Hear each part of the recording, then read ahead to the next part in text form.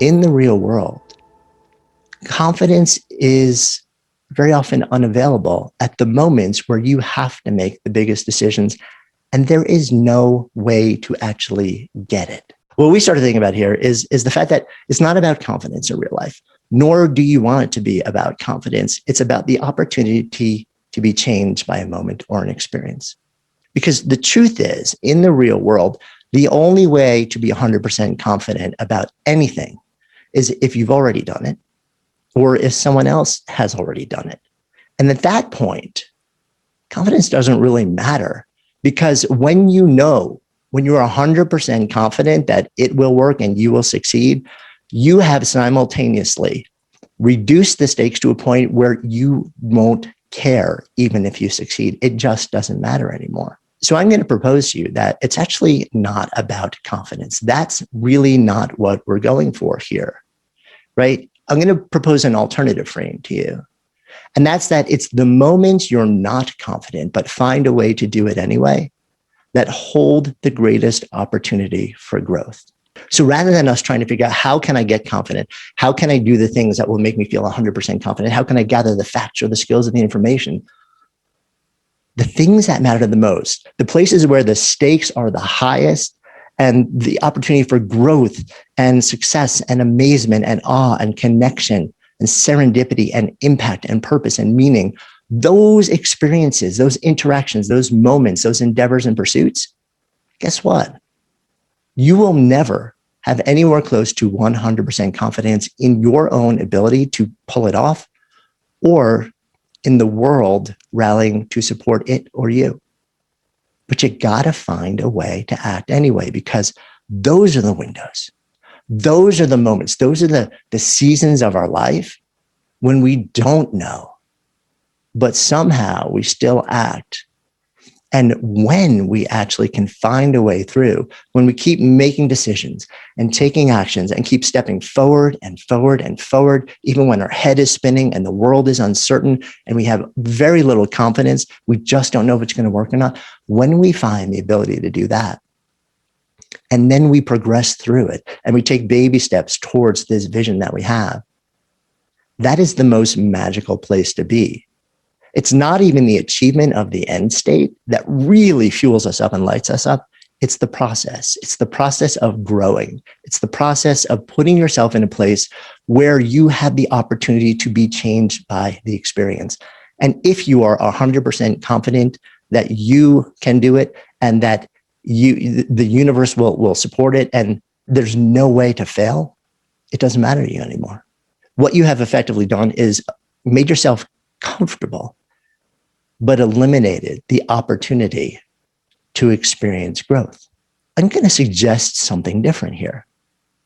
Instead of pursuing confidence, what I'm going to suggest is that we take a different approach, that we cultivate unconfident action meta skills, that we actually intentionally put ourselves in a place on a regular basis where we go out into the world and we don't know how it's going to end, where there's no easy way to have confidence that this is going to work or we will be able to pull it off and still be okay there, because that is the fertile ground of life. So let's talk about some of these skills, okay? I call these the ABCs. The first one is awareness and ease. What I'm talking about here is the ability to see clearly and find peace in the space of groundlessness. So that's really kind of two things, but the practices are related. We want to know that we're looking out into the horizon and we can see as clearly and truthfully as possible, and also looking internally and understanding what is my internal state? How clear can I get about that? I want to become aware of the internal and external states, because that is one of the things that will allow me to make effective decisions rather than spinning all sorts of anxiety-based or doom-based projections, right? We want to become aware, and we want to cultivate the practices that will let us feel a sense of ease. The second one is bravery. And what I'm talking about when I talk about bravery is a willingness to act even when you don't know if it will work. And the third thing, right, this is the C here, is conviction. And when I'm talking about conviction, I'm talking about a deep knowing around why it matters and what the stakes are. So those are what I call the ABCs of cultivating action in the face of unconfidence. Let's start with conviction. So when I talk about conviction here, what I'm really talking about is to ask the why question 5 to 10 times, and then we're going to step away from it, ask it again, and journal. Now, why is this so important in the context of us doing things, knowing that no matter how much we try, there is no one moment where if the stakes are high and we haven't already done it before, that we will ever be 100% confident. So it can be these tiny little moments, or it could be launching something huge into the world or starting a new career. When we do that, we're taking a risk and we're going to stumble along the way. And the bigger it is, the more complex it is, the longer the time frame, the more likely it is that we're going to keep meeting barrier after barrier after barrier. When that happens, one of the things that allows us to continue to take steps and make decisions is understanding why we said yes to it in the first place. But very often, when we ask ourselves, well, why does this matter to me? We come up with a superficial answer at first. And then if we keep drilling down, though, but why does that answer matter to me? And then why does that answer matter to me? And then why does that answer matter to me? So if I'm going to move from one place to an entirely different state or country, I could say, well, I'm moving from New York to Colorado, for example.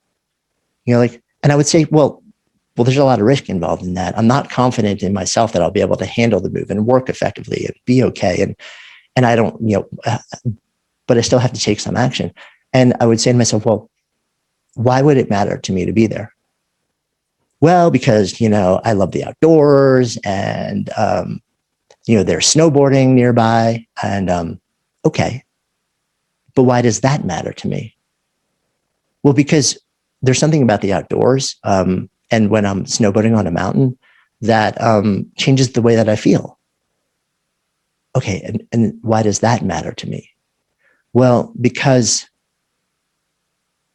as you get deeper into life, very often, you become more attuned to the passage of time.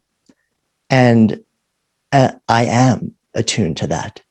And I want to know that in whatever time I have on this planet, I'm doing things that allow me to feel connected and alive. And then you keep going like that 2 more times until you get to a place where you get the most authentic answer. And here's what you do then. Instead of writing it down saying, I'm done, you walk away, because the real juice happens after you do that. Because you take a pause, but your brain does not. Your subconscious brain keeps running the script, running the question over and over and over. You don't even realize it. And then 3 days later, you're walking down the street and your brain says, this is the real reason why. And when you get that, you write it down, you write about it, you reflect on it, you journal it, and you put it in print, not by typing it into a computer, but by literally writing it with your hands. It's because it changes the brain. It wires it differently when you memorialize things that way. So you write it down. And this is so important because when you start to stumble, when you hit roadblocks, when things happen that keep you questioning, what happens is when you can revisit the deepest why, it gives you this sense of conviction. It says, oh, this is why this mattered to me. This is what the stakes are. And I care deeply about these stakes. So even though I don't know if I'm going to succeed, I'm not really confident in my ability to pull this off.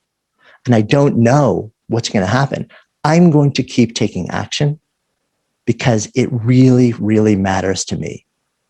This can be your day for personal growth. This can be that day you committed to and you remember and you go, that was the day I got myself a community. I got better coaches. I committed to making my life the absolute best that I could. This is that day. Make today your growth day. Click the button on this page and sign up right now.